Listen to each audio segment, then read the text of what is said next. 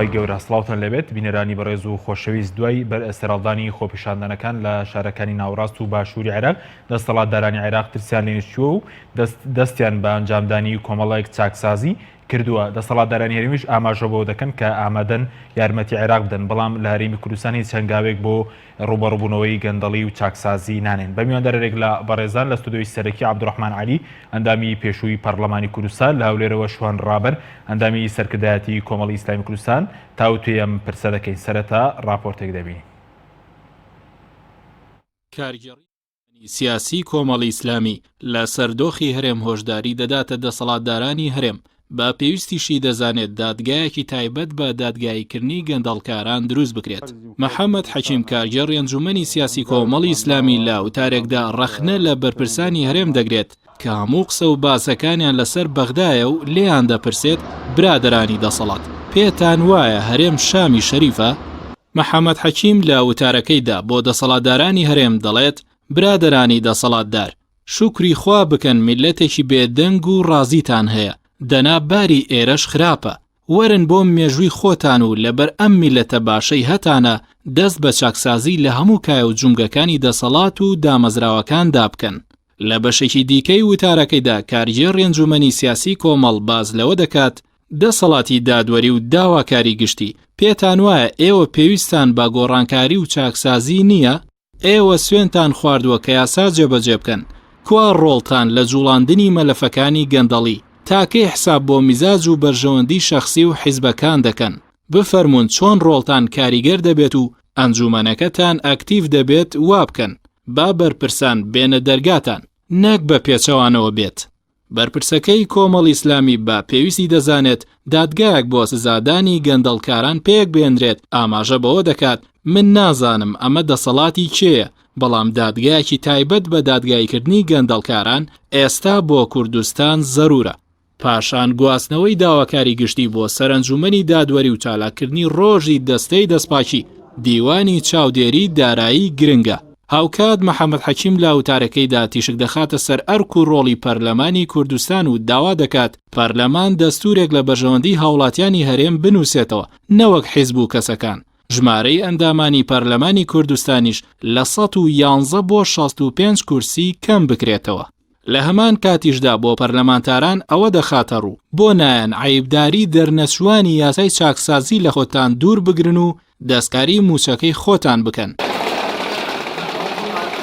موچەی وەزیر و پلە باڵا خانە نشین کردوەکانیش کەم بکەنەوە. کاتێکیش دەستکاری موچەی خۆتان کرد ئەو کات دەنگیشتان بەرزتر دەبێت بەرامبەر بە چاکسازی لە سێکتەرەکانی دیکە بە تایبەت مەلەفی نەوت و گاز و وەبەرهێنان و دەرچواندنی یاسای ئەمەد لەکوێ بوو چونکە نابێ ئەوانەی بە گەندەڵی و دزی دەوڵەمەند بوون چاویان لێ بپۆشرێت بە تایبەت گەورەکان. لە درێژەی وتارەکەیدا محەممەد حەکیم باز لە حکومەت دەکات و دەڵێت ئەوەی دەیبینم و لا لێدوانەکانی حکومەت زیاتر باز لە ڕێخستنی دەوامی فەرمانبەران دەکرێت کە ئەمەش کەم نییە و چاکە، بەڵام خەڵکی چاوەڕێیە کوردستان یەک زۆن و یەک پێشمەرگە و دارایی و ئاسایش و زانیاری و هەواڵگیری هەبێت، جیاوازی نێوان ناوچەکان نەکرێت و نەوت و گاز بۆ خەڵکی شەفاف بێت و وەبەرهێنان بەدەست حیزب نەبێت.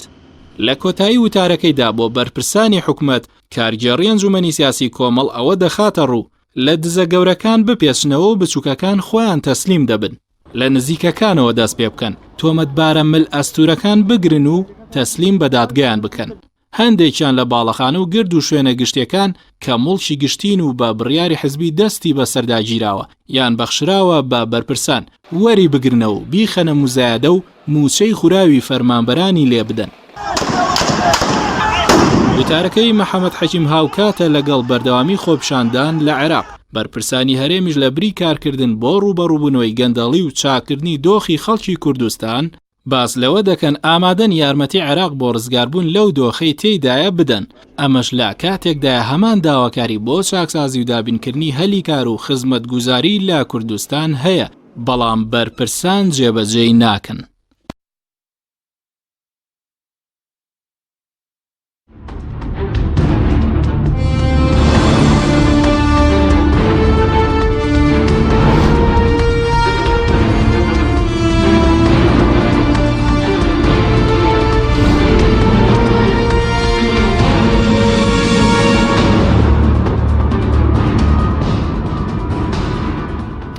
جارێکتر سڵاوتان لەبێت بینەرانی بەڕێز سوپاس بۆ میوانەکەمان کاک عەبدوڕەحمان بەخێر مێگە لە بەڕێستانەوە دەست پێ بکەین. ئێستا بەرپرسانی هەرێم زیاتر باس لە دۆخی عێراق دەکەن تا چەندێک ئێمە لە کوردستان پێویستمان بە ڕوبەڕووبوونەوەی گەندەڵی و ئەنجامدانی چاکسازی ڕاستەقینە هەیە. بەڵێ دیارە ئەگەر پێش هەموو شتێک ئێمە بێن پێناسەیەکی گەندەڵی بکەین. گەندەڵی لە سادەترین پێناسەیدا بریتیە لە خراپ بەکارهێنانی دەسەڵات لە پێناوی بەرژەوەندی شخصی و لە پێناو بەرژەوەندی تایبەتیە. بەپێی وتەی یاخود بەپێی ڕائی ڕێکخراوەی نەتەوەیەکانی وەکو نەتەوە یەکگرتووەکان و بانکی جیهانی و سنووق دراوی نێودەوڵەتی لە دوای تیرۆرەوە گەورەترین گرفت کە ڕوبەڕووی کۆمەلگا لە دنیا دەبێتەوە مەسەلەی گەندەڵیە و بەداخەوە دەڵێم عێراق بە هەرێمی کوردستانیشەوە کە ئێمە بەشێکین لە عێراق تا ئێستەیش ساڵانە بەپێی راپۆرتی ڕێکخراوی شەفافیەتی جیهانی و دژە گەندەڵی لە هێڵی سوورایە، هێڵی سوورێکی تۆخیشە، چونکە لە دەیەکەمەکانە هەموو کات پلەی چوارەم و پێنجەم و یعنی بەداخەوە لە سەرەتاکانی عەشرە ئەوایلەکانە یاخۆ دەیەکەمەکانە عێراق و هەرێمی کوردستانیش ناوی هاتووە. بۆیە ئەنجامدانی چاکسازی لە ڕاستیدا بۆتە پێداویستیەکی حتمی و ضروری لە هەرێمی کوردستان و لە عێراقیشا کە ئێستا لە ڕاستیدا خەریکە سەرەتاکانی چاکسازی دەستی پێ کردووە و هیوادارین ئەمە بگوازرێتەوە بۆ شوێنەکانی کێش و چاکسازیکردن هەموو سێکتەرەکان پێویستە چاکسازی بکرێت، چونکە بەداخەوە دەڵێم هەموو سێکتەرەکان لە هەرێمی کوردستان ئەگەر باسی هەرێمی کوردستان بکەین پێم وایە هیچ سێکتەرێک نەبێت و هیچ بابەتێک نەبێت و گەندەڵی نەی خوارد بێت داینە ڕزان دەبێت و تێوە نەگلایە بە جۆرە جۆرەکان لە گەندەڵی. بۆیە هەموو سێکتەرەکان پێویستیان بە چاکسازیکردن هەیە. باشە بەس بەڕێزوتت بەپێی مەسەلەن نەتەوەیەکگرتووەکان و ڕێکخراوە نێودەوڵەتیەکان لە دوای تیرۆر مەترسی گەندەڵی لەسەر کۆمەڵگایە ئێستا بۆ نمونە گەندەڵی ئەو مەترسیێک کە تیرۆر دروستی کردووە ئەم مەترسیە گەندەڵیش دروستی کردو لەسەر ئێمە لەسەر کوردستان بە دڵنیاییەوە ئەو دۆخەنە هەمواری کە ئێستا کۆمەڵانی خەڵکی کوردستانی تایە، هەرێمی کوردستانی تایە، عێراقی تایە و ناوچەکە بەگەر بڵێن ڕۆژهەڵاتی ناوەڕاستی بەگشتی تێدایە لە ڕاستیدا هۆکاری ئەساسی بوونی زۆری ڕێژەی گەندەڵیە، چونکە ساڵانە هەر بە پێی راپۆرتی ئەو ڕێکخراوانە زیاد لە 6 بۆ 7 ملیارد دۆلار پارە لە ڕێگەی بەرتیل و ڕشوە خواردن و گەندەڵیەوە بە هەدەرەچێت کە ئەمە پارەیەکی بەڕاستی خەیاڵیە کاریگەری ڕاستەخۆوە کاتە سەر ژیان و گوزەرانی هاوڵاتیانی ئەو ناوچانە و هەرێمی کوردستانیش بە دڵنیاییەوە پێ دەڵێم یەکێکە لەو ناوچانەی کە زۆرترین ڕێژەی گەندەڵی تایە هەیە و لە ساڵانی ڕابردووشەوە تا ئێستا بینیومانە من هەموو جارێک وام پێناسە کردووە هەرێمی کوردستانم بە مرۆڤێک یاخود ئەنجومەنی وەزیران بە مرۆڤێک یا بە ئینسانێک شوپاندومانە هەموو وەزارەتەکانیشی بە یەکێک لە ئەندامەکانی لەشی بەداخەوە دەیڵێم ئەگەر یەکێک لە ئەندامەکانی لەش تووشی نەخۆشیێکی خراپ بێت ڕەنگە بە ئاسانی ببڕێتەوە، بەڵام هەموو ئەندامەکانی لەش کە پێگاتوە لە هەموو وەزارەتەکانی حکوومەتی هەرێمی کوردستان کە حکوومەتمان بە مرۆڤەکەش خواندووە لە ڕاستیدا تووشی نەخۆشیێکی خراپ بووە و هەمووی پێویستی بە چاکسازی ڕیشەیی هەیە تێیدا. بۆیە گەندەڵیەکە ئەوەندە ڕۆژ چوێتە ناو دامونجەزەکانی حکوومەتی هەرێمی کوردستانەوە کە کاری دەوێت و ڕاستیدا ئیرادە و ویستی ڕاستەقینەی دەوێت نەک تەنها قسەکردن. بەس نەخۆشیەکەی گەندەڵی گەیشتوتە ئاستی شێرپەنجە بە دڵنیاییەوە لە زۆر کەیس و بوارە ڕەنگە شێرپەنجەشی تێپەڕاند بێت و ئەمە کاری جدی ئەوەکوتم و پێویستە هەموو دامەزراوە ڕسمی و ناڕسمیەکان لە هەرێمی کوردستاندا ڕۆڵی کاریگەر و بەرچاویان هەبێت لە ڕوبەڕووبوونەوەی گەندەڵیە و کارکردن بۆ چاکسازی. باشە دواتەگرم لای بەرز کە دەڵێیت وەکو تیرۆر مەترسیە گەندەڵی چۆن وەکو چۆن شەڕی تیرۆرکراوە چۆن شەڕی گەندەڵکاران پێ دەکرێن بۆ لای بەرز کاک شوان سوپاس بۆ بەشداری بەڕێز تانەگە سەرتا لەوە دەست پێ بکەین ئێستا ئێمە دەبینین بەرپرسانی هەرێم زیاتر باز لە دۆخی عێراق دەکەن بەڵام پێتان وانێ هەمان ئەو داواکاریانەی لە مەسەلەی هەلی کار و دابینکردنی خزمەتگوزاری و دژایەتی گەندەڵی هەمان ئەم داواکارە لە خەڵکی کوردستانەیە بەڵام بۆچی مەسەڵەن ئەم داواکاریانە لێرە جێبەجێ ناکرێن؟ بەڵێ بەناوی خوای گەورە و میهرەبان زۆر سپاس بۆ جەنابەت بۆ بەرنامەکەت. بە تەئکید کاتێک کە ئێمە لە ڕاگەیانەکان گوێمان لێ دەبی ئەو هەڵومەرجەی کە ئێستا لە هەندێک لە شارەکانی خواروی عێراقیە و دەگوزەرێ بە حەقەت کە بارودۆخێکی ناخۆشە بە حکمی ئەوەی کە حکمێکی خراپ لە ساڵانی ڕابردوو لە عێراق دەکرێت ئەو گەندەڵیەی کە لە عێراق هەیە نەعەدالەتی و نەشەفافی هەیە بۆ تەمای ئەوەی کە خەڵک داواکاری هەبێ و ناڕازی هەبێ لە بەرامبەر ئەوەشدا هەندێک لە بەرپرسانی کوردستان و وێنا و پێناسە دەکەن بۆ خەڵکی هەرێمی کوردستان کە ئەنەما بارودۆخی عێراق خراپە و لە ئەنجامی هەبوونی خراپەکاری و گەندەڵی و حکمی خراپە کە ئەنەما لە هەرێمی کوردستان شامی شەریفە و یعنی لە بەرامبەردا عەدالەتی و دادگەری و شتی ئیجابی و پۆزتیڤ هەیە بەڵام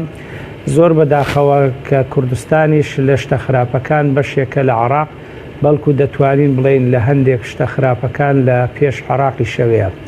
ئەو شتانەی کە لە عێراق ئێستا خۆپیشاندانی لە پێناودا دەکرێت هەندێکیان لە هەرێمی کوردستان خراپتر یا بەزێدەترەوە هەن بۆ نمونە لە عێراق ئەوە بۆ نمونە لە هەرێمی کوردستان ئەگەر تەماشە بکەین بەڕاستی یعنی نەک هەر گەندەڵی هەیە کە گەندەڵی چەکێکی کوشندەیە نەخۆشیەکە گەیشتۆتە حەدێک کە ینی هەندێک جونگەکانی حکومەتی هەرێمی کوردستان یا میلەتی هەرێمی کوردستان دەتوانین بڵێن تەنگەتاوی کردووە یا دەیخنچێنی کە هەموو جونگەکانی گرتوتەوە بەڵکو گەیشتۆتە ڕادەی ئەوەی کە ستەم هەبی بێدادی هەبی چەوسانەوە هەبی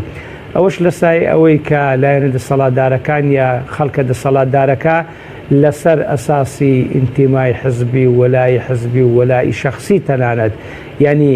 مامەلە لەگەڵ مافەکانی خەڵکی هەرێمی کوردستان دەکەن نەک لەسەر ئەساسی یعنی مواتەنە و هاوڵاتی بوون ئەوەش کە نەریتێکی زۆر زۆر خراپە یعنی ئێستا لە هەرێمی کوردستان خەڵک زۆر ناڕازیە بەڵام کاتێک کە نایەتە سەرجادا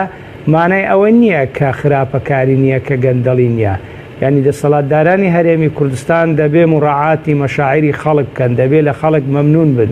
چونکە خەڵک بەڕاستی لە ڕابردوو بە جۆرەها شێواز قوربانی لە پێناو ئەو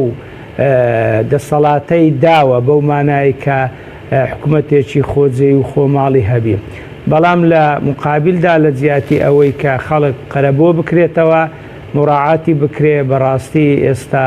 مافی خۆش پێنادرێ و پێشێل دەکرێت بە کورتی و بە پوختی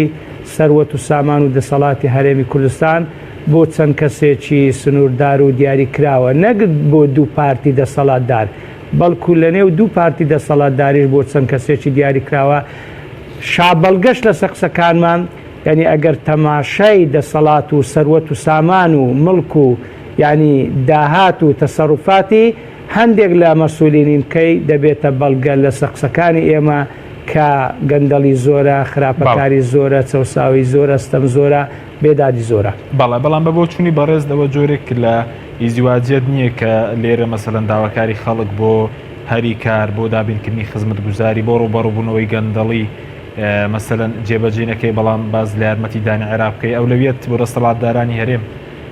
هەرێم نییە ینی کوردستان نییە کە داواکاری خەڵک جێبەجێ بکەن یعنی ئەوە تەنیا قسەیەکی ڕووکەشە تەنیا مزایدەی سیاسیە یعنی هەرچەندە لە ڕابردوو شووا بووە هەندێک لە دەسەڵاتدارانی هەرێمی کوردستان یعنی لە پێناو پاراستنی خۆیان لە پێناو بەرژەوەندی خۆیان ینی هاوکاری و هەماهەنگی دارایی چەندان شوێنی دەرەوەی هەرێمی کوردستانیان کردووە لەسەر حسابی چێ لەسەر حسابی خەڵکی هەژار و نەدار و ڕوت و ڕەجاڵی هەرێمی کوردستان ئەگەر ناخەڵکی هەرێم بەڕاستی خۆی پێویستی پێ بووە بۆ نمونە گەیشتۆتە ئەو حەددە و ئەو ئاستەی کە حزب لە دەرەوەی هەرێمی کوردستان دروستکەن یا پاڵپشتی بکەن کە بۆ ئەوەی ببنە هەواداری خۆیان هەتا لە هەرێمی کوردستانیش حزب دروستکەن بۆ ئەوەی ڕقەمێک زیادکەن یاخود هەواداری خۆیان یعنی بەبێ ئەوەی کە یعنی شتەکە لە جێ خۆی بی بەڵام هەموو ئەوانە لەسەر حسابی چێ بوو لەسەر حسابی خەڵکی هەرێمی کوردستان بۆ ئێستاش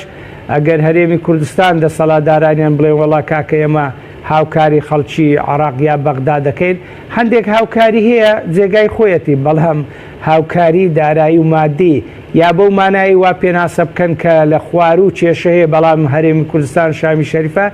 نەخروانیە بەڕاستی لە هەرێمی کوردستان ئەو کێشانەی کە ڕۆژانە خەڵک باسییان دەکا میدیاکان وەکو ستەم و عەدالەتی و نەبوونی شەفافیەتەوەوانە یعنی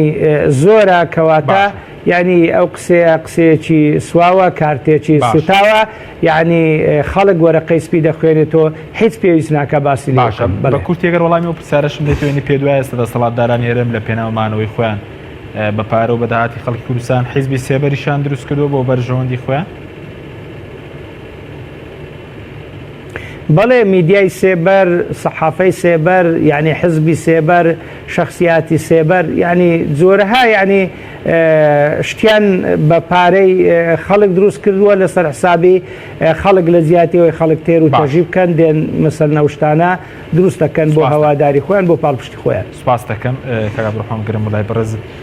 سەبارەت بەوەی کە بەڕێزت باست لە مەترسی تیرۆر و گەندەڵیش کرد لەسەر گەندەڵی لەسەر هەرێمی کوردستان لە کوردستانە پێشتر مەسەلەن شەڕی تیرۆر کرا ینی بۆم خۆناغا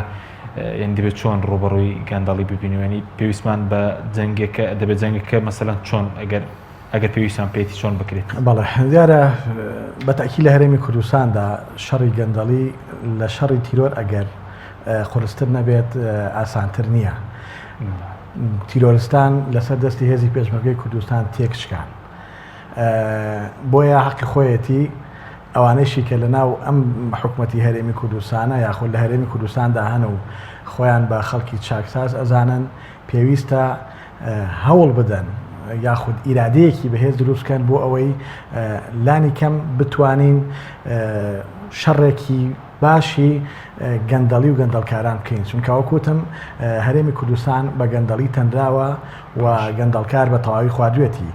شەڕ یاسایەکە چۆن دەکرێت دەبێت چۆن لەکوێوە دەست پێ بکەین. ڕوبەڕووبوونەوەی گەندەڵی من پێشتریش وتم لە ڕاستی کارێکی ئاسان نییە ئەمە پێویستی بە ئیرادەی بەهێز هەیە. دوو جۆر ئێمە ڕوبەڕوونەوە توانین ڕوبەڕووی گەندەڵی یاخود گەندەڵکاران ببینەوە لەسەر ئاستی لایەنە فەرمیەکان بۆ نمونە پەرلەمانی کوردستان دیوانی چاودێری دارایی دەستەی نەزاها و داواکاری گشتی ئەمانە لایەنە فەرمیەکانن بەمەرجێک ئەمانە هاوکاری بکرێن و ئەرقەلا کۆست نەهێنێتە پێشیان لە کاتی ڕایکردنی کارەکانیانە لە بوارە نافەرمیەکاندا واتە لایەنی نافەرمیەکەی ڕێکخراوەکانی کۆمەلگەی مەدەنی ئەتوان ڕۆڵی کاریگەر بین چونکە لە هەرێمی کوردستانە زیاد لە 3500 ڕێکخراوی کۆمەلگەی مەدەنی هەیە کە ئەمانە بەشێکیان دروشمی چاکسازی و دژەگەندەڵیان هەڵگرتووە و هەروەها دەرگاکانی ڕاگەیاندن لە هەرێمی کوردستاندا دەستگاکانی ڕاگەیاندن زۆر بەداخەوە دێڵێم لە زۆر بواردا دەستگای ڕاگەیاندن کاریگەری ئەجیا خراپی کرۆتە سەر زیهن و دانیشتوانی هەرێمی کوردستان بۆیە ڕاگەیاندن زۆر گرنگە بتوانێت ببێتە یەکێک لە خاڵە زۆر بەهێزەکانی ڕوبەڕوونەوەی گەندەڵی کە وا بکەن گەندەڵکاران ڕیسوا بکرێت چونکە بەداخەوە دەڵێم لە هەرێمی کوردستاندا زۆر جار گەندەڵکارێک لە جیاتی سزا بدرێت پۆستەکەی بەرزەکرێتەوە. پەرلەمانتارێ یا ئەندامێکی ئەنجومەنی پارێزگا یا ڕۆژنامە نووسێک ئەگەر گەندەڵکارێک باسی گەندەڵکارێ بکات مەترسی لەسەر ژیانی دروستە بێت لە کاتێکدا ئەبوایە لە ڕاستیدا ئەو گەندەڵکارە مەترسی لەسەر ژیانی دروست وایە. لە حاڵەتێکی کێشە پێویستە لە هەرێمی کوردستاندا خەڵکانی گەندەڵکار لە ڕاستیدا بە چاوێکی سووکەوە سیر بکرێن بەڵام بەداخەوە دەبینین ئەم قسەیە زۆر پێم ناخۆشە دەیکەم خەڵکی زۆر گەندەڵکار هەیە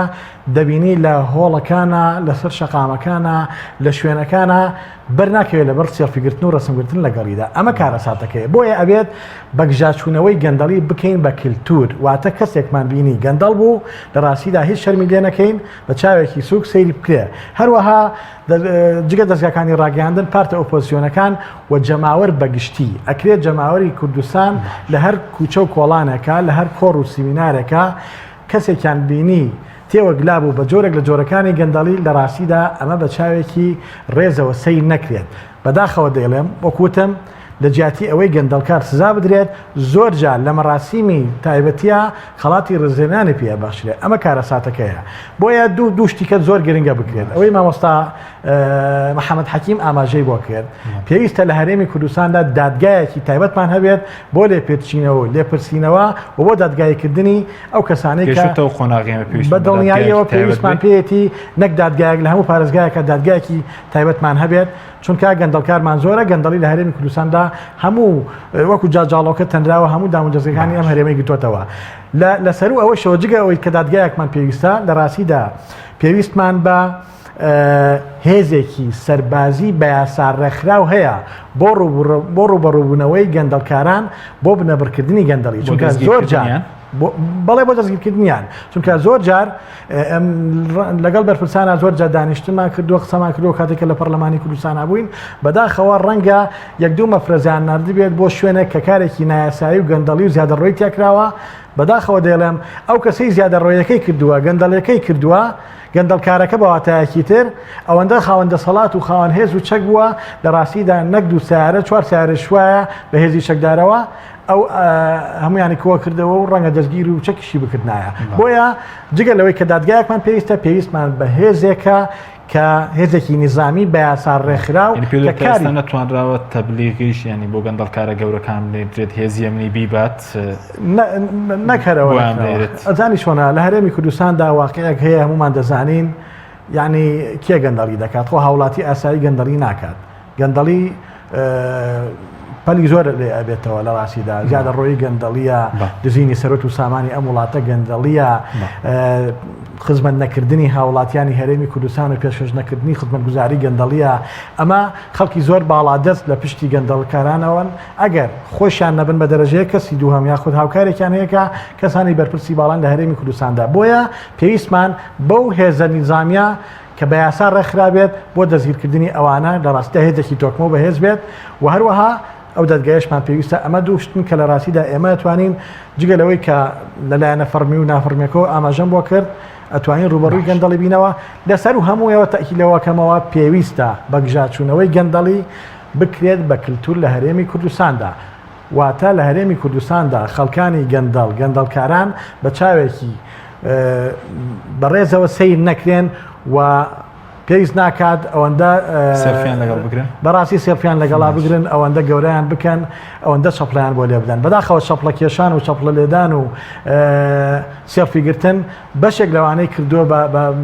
قسە ناخۆشی کەم بە کەڵگا بەسەر کۆمەڵانی خەڵکی کوردستانەوە و ڕۆژ دوای ڕۆژ گەندەڵی زیاترەکەن و بەس بەڕێز گەندەڵکاری گەورت بینی وانی هەڕەشەی ڕوبەڕوو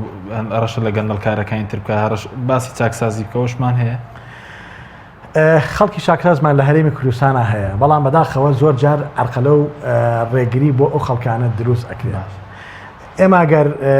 یعنی لە هەرێمی کوردستاندا ئەگەر باسی بکەین بەگشتی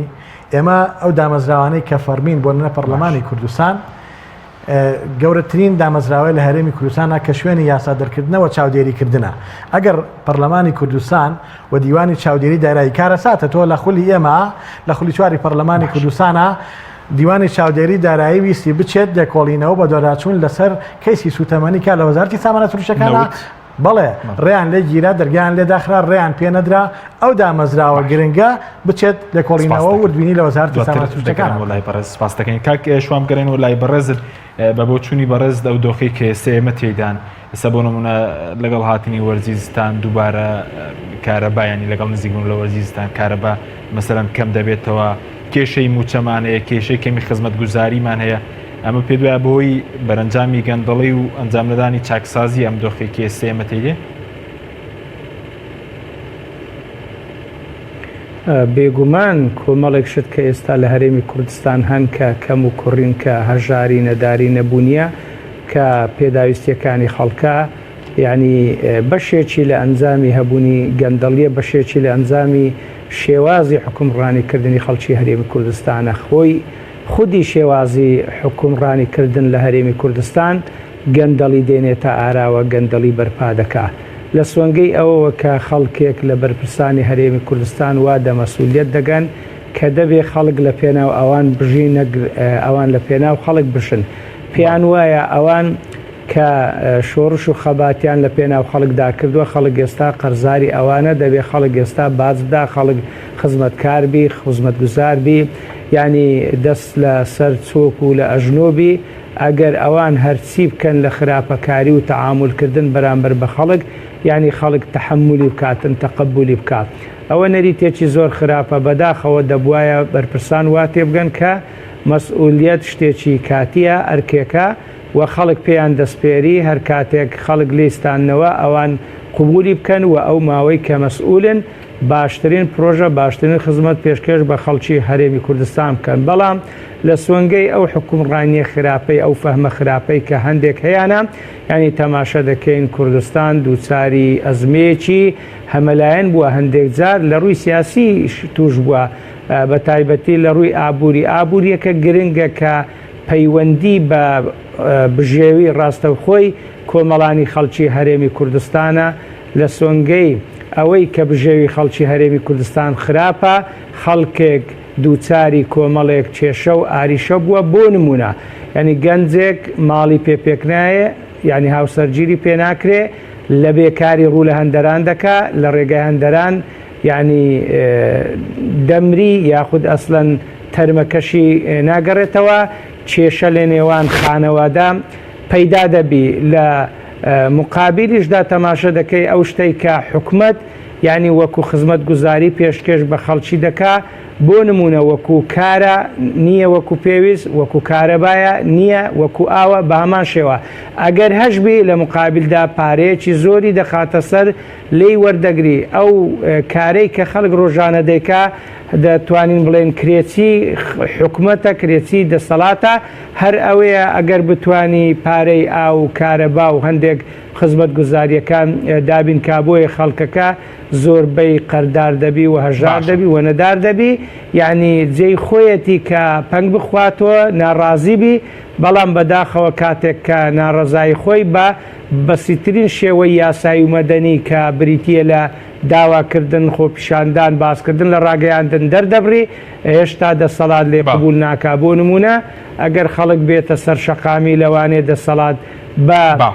چەک دەورەی بداوە، بە چەک شەقامی پێچۆڵکە. باشە، بۆ مەسەلەی چاکسازی کە ئێستا لە کوردستان پێ دوایە چاکسازی دەستی پێ کردووە یاخود دەبێمە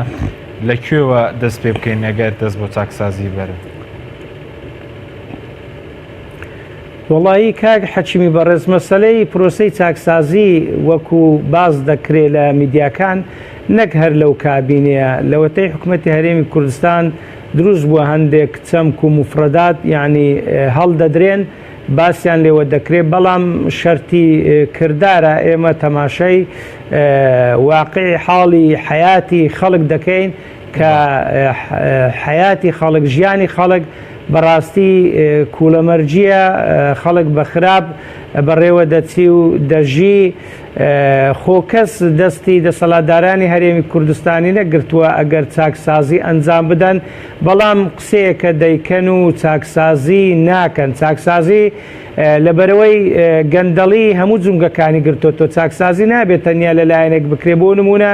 ئێستا باس لە زەبط و ڕەبط و دیسپلینە ئیداریەکان دەکرێت، دێن لەکوێوە دەست پێ دەکەن لە فەرمانبەران، دەوامی بۆ زیاد دەکەن. جاکاکە کە دەوامە زیاد کردووە یعنی دەبێ بێ موچەش زیادکە، یا لای کەمی موچەی بدە. ئێستا یعنی بەپێ هەندێک ژێدەر و زانیاری بەتەمان موچەی 3 مانجی تر نەدەن و ببرن، لە مقابلدا کە تۆ دەوام زیادەکەی موچەنادەی کێشەی خێزانی دروستەکەی. ئافرەتی وایە کارمەندە یعنی ماڵ و مناڵی بەجێ هێشتووە، پێویستی بە خزمەتە، پێویستی بە مناڵەکانیەتی سعاسیەی بچێتەوە، کێشەی زۆری لەوانەیە بۆ دروستبی. لەلایەکی تر ئەگەر دێن چاکسازی دەکەن یا هەندێک ینی ئەوامیر دەکەن، نابێ ئەو شتانە تەنیا بەسەر کارمەند و بەسەر خەڵکی هەژار و نەدار فەرز بکەن. ئەگەر ڕاستە بابێن لە خۆیانەوە دەست پێ بکەن. چێ یعنی مەسئولە لە گەندەڵی دەسەڵاتدارە بەرزەکان، چێ دەوڵەمەندە لەسەر حسابی خەڵک و دەسەڵات، یعنی هەندێک لە بەرپرسان، یعنی وەک باسم کرد هێزترین بەڵگەش با خەڵک تەماشای سەروەت و سامان و ملک و ماڵی هەندێک لە مەسئولینی کوردستان کە بوونەتە حکوومەتۆکەیەک، یعنی ئەوەندە دەوڵەمەندن ئەگەر بێت و ئەوان ئێستا سەروەت و سامانی خۆیان تەسلیم بە حکوومەت بکەنەوە، بەتاکید ئەو کاتە دەتوانن دادگای خەڵکیش بکەن و محاسەبەی خەڵکیش. سپاس دەکەم بەڵێ بینەرانی بەڕێز ناوبڕێکی کورت و دەگەڕینە وڵات. تۆپ ئارت تاکە بریکاری تۆڕی میدیایی کۆمەڵ بۆ دروستکردن و بڵاوکردنەوەی ڕیکلام. تۆپ ئارت. ئایا تا ئێستا کێشەی کارەبات هەیە؟ بێزار بوویت لە کێشەی کەمی کارەبا و بڕانی بەردەوامی؟ بە دوای کارەبایەکی بەردەوام و بێکێشە و تێچووی کەمدا دەگەڕێیت؟ ئەوە فانسی پاوەر سەرجەم و کێشانەی بۆ چارەسەر کردویت بە دانانی سیستەمی سۆلار و وەرگرتنی وزە لە خۆرەوە با بەکارهێنانی باشترین مەوادی ستانداردی جیهانی کە سەرجەمیان گرنگی چەندین ساڵیان لەگەڵدایە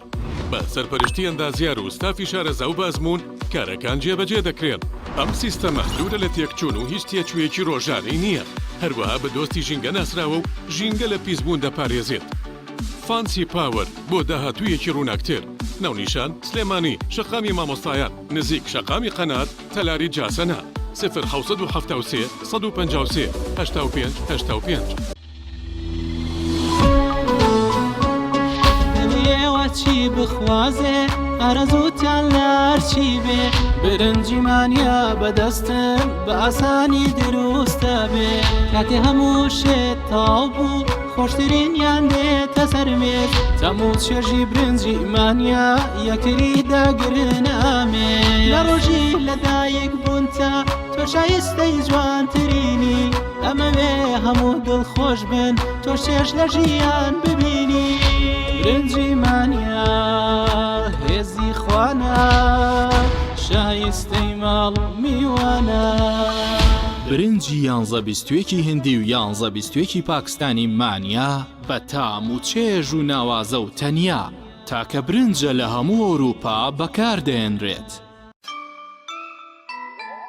ئەم کوڕانەوی چالاکە حەزی لە چپسێکی چاکە بۆیانینی لای تاکە زۆر تەندروستە و زۆر پاکە ئەم چەشناوی پاریە حەزی لە چپسێنی نییە مینی تامی سروشتیە هیچ چپسێک وەک ئەو نییە هەژوانیش کوڕێکی جوانە حەزی لە ئاهەنگێرانە لە یادی لەدایک بوونەکەی چپسی نینی بوو هەڵبژار دەکەی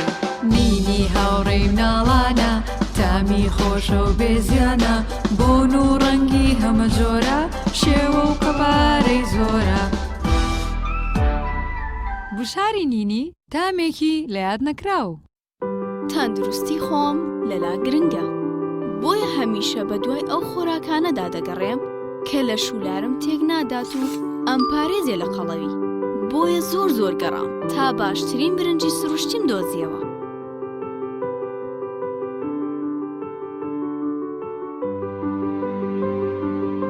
برنجی هەومەلی پریمۆم بۆنداری تایلەندی ئەم برنجە لە سەدا 92 بۆندار و بەتامە لە کاتی لێناندا کەم زیاد دەکات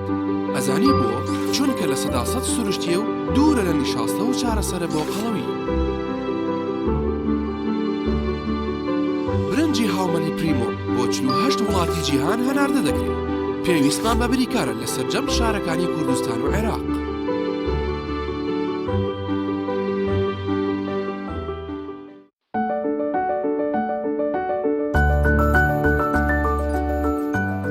ڕاستە هەستی دایک بوون زۆر جیاواز و چێژبەخشە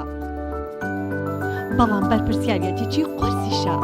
ئەرچی دایک پاراستنی تەندروستی و گەشەکردنی منداڵەکەیەتی باشترین خۆراک بۆ منداڵەکەی شیری دایکە بەڵام لەبەر هەر هۆکارێک دایک نەتوانێت لە شیری خۆی بە منداڵەکەی بدات باشترین جێگرەوە کۆنفیلاکە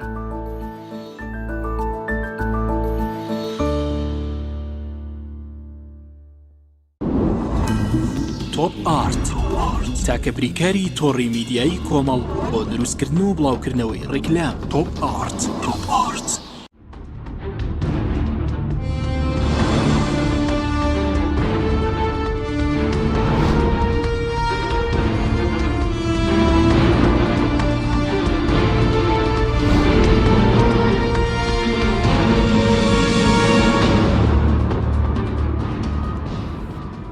جارێکتر سڵاوتان لەبێت بینەرانی بەڕست کاگا عەبدوڕەحمان کرێم بۆ لای بەڕست وتت هەموو سێکتەرەکان گەندەڵیان گرتوتەوە بەس ئەگەر بۆ نمونە دەست بە چاکسازی بکەین کام سێکتەر بۆ چوونی بەڕێزت لە هەمویان گرنگترە کە دەستی پێ خۆ دەزانین ئێستا حکوومەت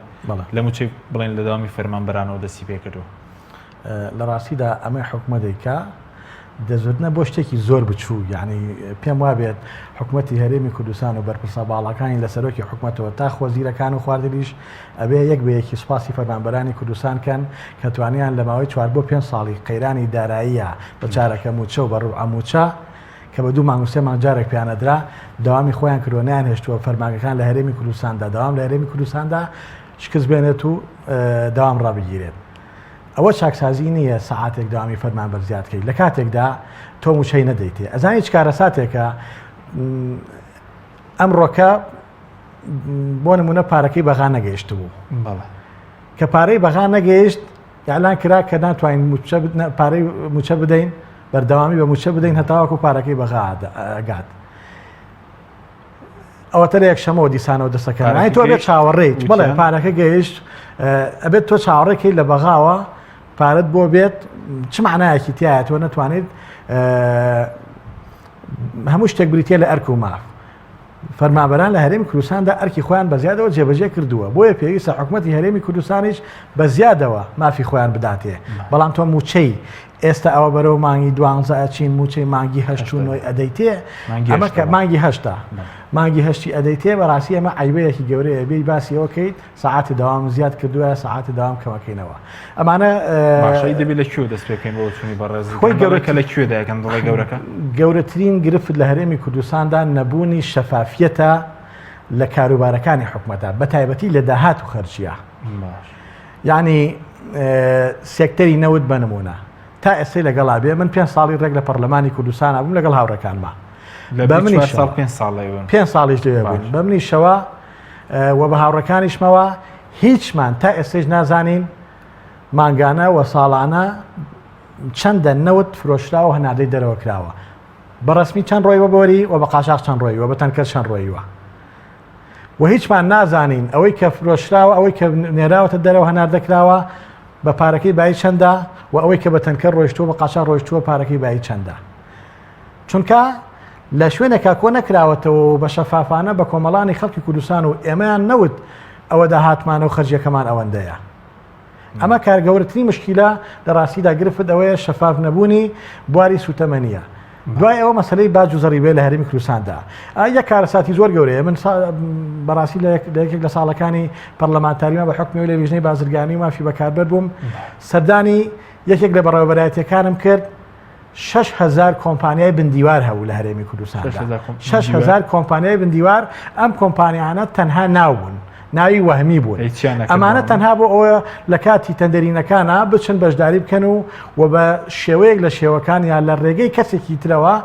هەوڵ بدرێت زەویان بدرێتێ بۆ پرۆژەی خەیاڵی و ئەمان بیفرۆشتنەوە بە خەڵکی تر. ئەمە کارەساتە بەڕاستی یعنی ناشەفافی گاتە و حەددا لە هەرێمی کوردستاندا 6,000 کۆمپانیای وەهمی هەبێت لەو حەیە بێت و هەڵواسرا بێت و هیچی لە ئەرزی واقعی شتێک نەبێت ناوی کۆمپانیا بێت و هیچ پرۆژەیەکی نەبێت جێبەجێ کرد بێت. ئەی داهاتی خاڵە سنووریەکان داهاتی خاڵە سنووریەکانێکی کێ لە گرفتەکانی کە هەمانە بەڕاستی لە ساڵ کە کۆتایی دێت و چینە ساڵی تازەوە پێویستە بە تایبەت بەرپرسانی بواری دەواازە سنووریەکان هەموو داهاتی خاڵە سنووریەکانمان پێکەوە پێ بڵێن بەشێکی هەر نایلێ دامەزراوەکانی حکوومەتی هەرێمی کوردستان. من پێم خۆشە ئالێرەوە یەک دوو پرسیارم کاتی خۆی هێشتا پەرلەمانتار بووم کە پێویست بوو لە ماوەی 15 ڕۆژە وەزارەتی دارایی جوابی بداتەوە پرسیارێکم لێکردن داوام کردبوو ساڵانە داهاتی خاڵە سنووریەکان چەندە و کۆی گشتی داهاتی بەڕێوەبەرایەتی گشتی گومرکی هەرێم و داهاتی فڕۆکەخانەکان چەندە بڕی ئەو باجەی کە کۆ دەکرێتەوە لە ساڵێکدا چەندە تەنانەت پرسیارم کردبوو کە لە زۆرێک لە وەزارەتەکانە پارە بکۆکرێتەوە بۆ نمونە لە وەزارەتی کشتتوکاڵە باجێکمان هەبوو لەسەر سەوزۆمیوە کە من بە حکمی لە ژنێ کشتتوکاڵی شابووم ساڵانە 100 ملیار زیاتر کۆکرایەوە ئەم پارە چۆن سەرفەکەن چی لەکەن و هەر سەدە یا زیاترە وەزارەتی داد هەیە وەزارەتی تەندروستی هەیە کۆمەڵی وەزارەتی کەمان هەیە. پرسیارێکی کەم دیسانەوە لە وەزارەتی دارایی کردبوو چونکە کاتێ ئێمە دەست بەکار بووین وەکو خولی چواری پەرلەمانی کوردستان ئەو پارەیە کە ئەدرا بە موچەی فەرمانبەران لە هەرێمی کوردستاندا بەبێ پاشەکەوت بریتی بوو لە 130 ملیار دینار. ئێمە چوینە پەرلەمانی کوردستانەوە قەیران دروست بوو کەس تاعین نەکرا بە وتەی حکوومەت خۆیان کەس تاعین نەکرا دامەزراندن نەبووە لە کاتێکدا بەردەوام ساڵانە خەڵک خانشین بووە لانی کەم لە ساڵەکات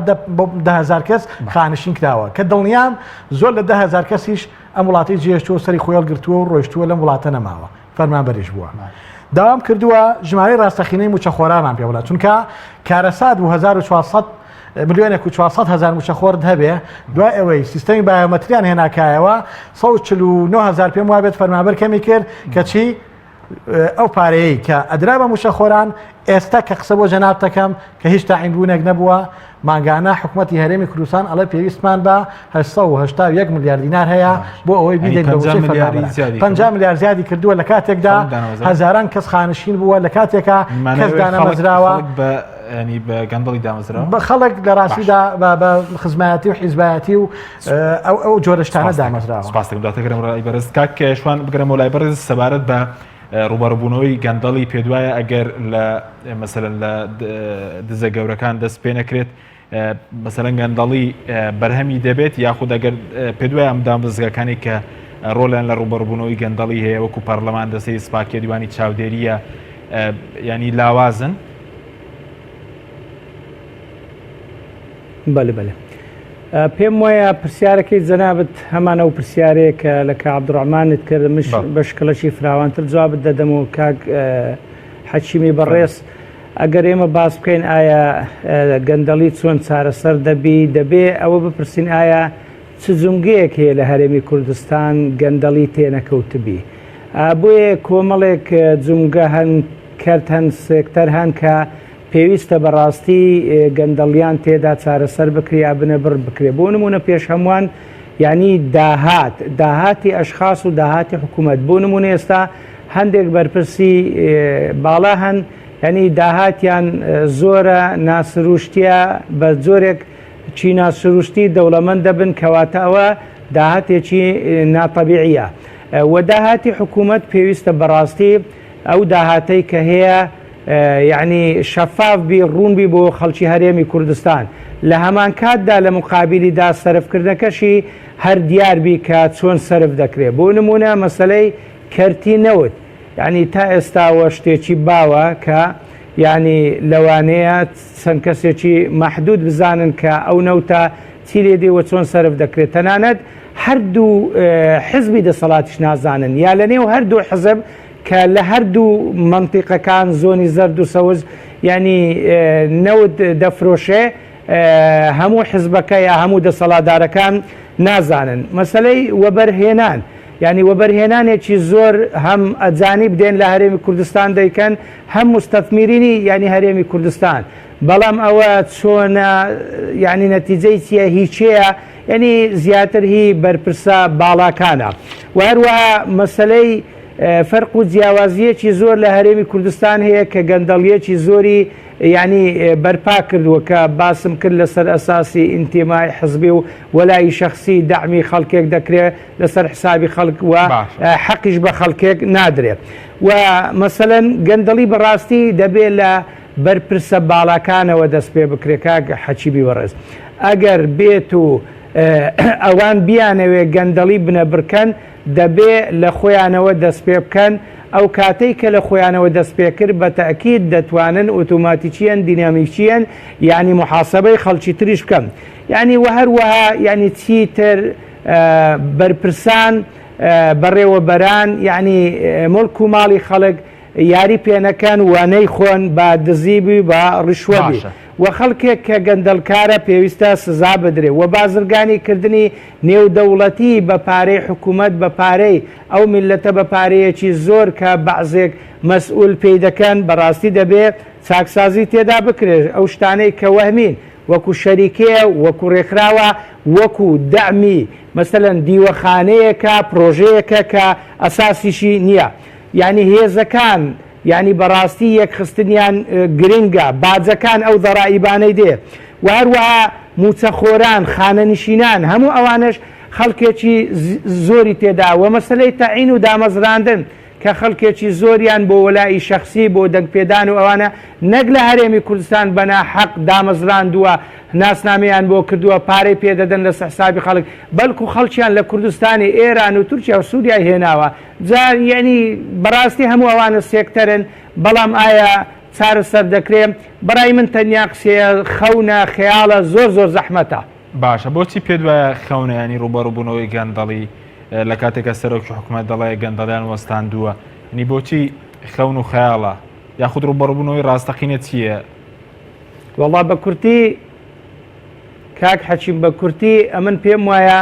یعنی بەو نەفەسەی بەو تێگەیشتنەی بەو ئیدارەدانی هەندێک لە مەسئولینی هەرێمی کوردستان خەون و خەیاڵە ئەگەر نا بە پێچەوانە شتێکی زۆر زۆر ئاسانە ئەگەر بێن لە خۆیانەوە دەست پێ بکەن تەدعیە بە خۆیان بدەن یعنی ئەو کاتە دەتوانن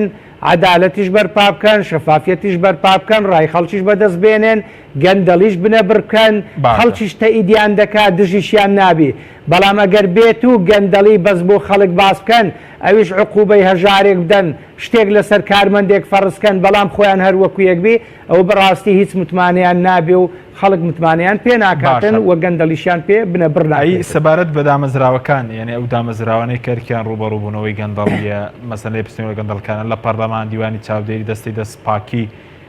مەسەلەن ئەنجومەنی دادوەری پێتان وایە ئەوانە بە ڕۆڵی خۆیان هەڵنەستاون و پێتان وایە لاوازن لە ڕوبەڕووبوونەوەی گەندەڵکارە خۆی بەتەکید ئەو چەند دەستگایی کە معنین مکەلەفن بەو جانیبە من پێم وایە خەڵکی ساڵح و باشیشی تێدایە کاری باشیان کردووە ڕێزمان لە بۆیانەیە بەڵام نەخۆشیەک هەیە کە سەرتاپای جومگەکانی دەسەڵاتی گرتوتەوە ئەویش ئەوەیە کە هەردوو حزبی دەسەڵاتدار یعنی شتە سەرەکیەکانیان لە نێوان خۆیان دادا بەش کردووە بۆیە ئەو دیوانانەی دەواوینانەی کە داش دەنێن بۆ نمونە دیوانی چاودێریە نەزاهەیە تا دەگاتە دادگاش ینی بەڕاستی زیاتر لەسەر ئەساسی وەلای حزب و شەخسی دادەنێن خەڵکی خۆیانە ئەو خەڵکانەش ڕێزم بۆ چاکەکانی وەکو پێویست ناتوانن لە قراری حزب لابدەن و چاکسازی بکەن سپاس دەکەین مامۆستا زۆر بە کورتی ینی دەبێت چارەسەری ڕاستەقینە چییە بۆ مندەخە لە ئەنجامدانی چاکسازی یاخود ئەگەر ئێمە چاکسازی نەکەین لە بەردەم چی داین ڕۆنی شەڕێکی ڕاستەقینەی گەندەڵیش نەکرێت لە ڕاستیدا پێویستە ئیرادەیەکی بەهێز دروست بکرێت بۆ ڕوبەڕووبوونەوەی گەندەڵی و گەندەڵکاران چونکە لە ڕاستیدا گەندەڵکاران بەهێز بوون بەڵێ بەهێزن تۆڕی گەورە گەورن لە هەرێمی کوردستاندا لە هەموو شار و شارشەکانە ئێستا بوونیان هەیە و من باسی ئەوم کرد ئەمانە پێویستە هێزێکی نظامی بە ئاسان ڕێکخراوە بێت بۆ ڕوبەڕووبوونەوەی ئەمانە و لێ پێچینەوەیان و وەلەو دادگایی کە باسمان کرد دادگایی بکرێن و چونکە لە هەرێمی کوردستاندا ئەگەر دوو کەسی گەندەڵ دادگایی بکرانایە و سزا بدرانایە و لێ پێچینەوەیان لەگەڵا بکرایە لە ڕاستیدا ئەمە ئەبوو بە پند و عیبرەت بۆ دنیای خەڵکی گەندەڵی کە ئەگەر بەنیاز و بێت گەندەڵیش بکە دوورەکەوتەوە من هیچ کەسێکم نەبینەوە ئەو عێراقی کە بەداخەوە سەرۆکی هەرێمی کوردستان پێڵێت ئامادەین بۆ یارمەتیدانتان پندێکی کوردی هێڵە کە چەڵ تیمار کرد بێت تیماری سەری خۆتەکەی ئەو عێراقا زیاد لە 1000 بۆ 2000 کەسی گەندەڵ لێ پێچینەوەی لەگەڵ کراوە زیندانی کراوە سزا دراوە ئەو مڵک و سەرۆت و سامانەی کە کۆی کردوێتەوە لیان سندۆ پێیان بژاردوێتەوە بەڵام لەم هەرێمی کوردستانەی ئێمە لە ڕاستیدا تا ئێستا یەک کەس نەبووە لێ پێچینەوەی لەگەڵا بکرێت و کارەساتە لە هەرێمێکی کوردستانە کە زیاد لە 30 ملیاردێری دۆلاری تیابێت و 10,000 ملیۆنەری دۆلاری تیابێت بەڵام ئەوە ژیان و گوزەرانی هاوڵاتیەکانی بێت بێکاری هەژاری نەبوونی هیچ خزمگوزاریە لە ئاسی پێویستانیە بۆ هەرێمی کوردستان کە لە ڕاستیدا ئەمە پێویستی بە شۆڕشێکی سپی هەیە لەلایەن هەموو تاکێکی خەڵکی کوردستانەوە پشتیوان بێت بۆ بەگژاچوونەوەی گەندەڵی و پشتیوان بێت بۆ چاکسازی ڕاستەقینە لە هەموو سێکتەرەکانە نەک تەنها چەند سێکتەرێکی بچووک بگیرێت باز لە موچەی فەرمانبەر و دەرماڵە و کۆمەڵێ چی لە بابەتانە بکرێت هیوادارم بتوانین بە هەموو لایەکمان شۆڕشێکی سپی دژی گەندەڵی و گەندەڵکاران بەرپا بکەین لە هەرێمی کوردستاندا و ئێمە بیسەلمێنین کە دژی گەندەڵین و دژی گەندەڵکارانین و چاکسازین. سپاس بۆ بەرەزان عەبدوڕەحمان عەلی ئەندامی پێشتر پەرلەمانی کوردستان لە سەدوی سەرکێڕەوە بەڕێز شوان ڕابەر ئەندامی سەرکردایەتی کۆمەڵی ئیسلامی لە هەولێرەوە. سپاس بۆ بینەرانی بەڕێز سپاس بۆ هاوکارانم تا بەرنامەیەکی دیکە خواتان لەگەڵ.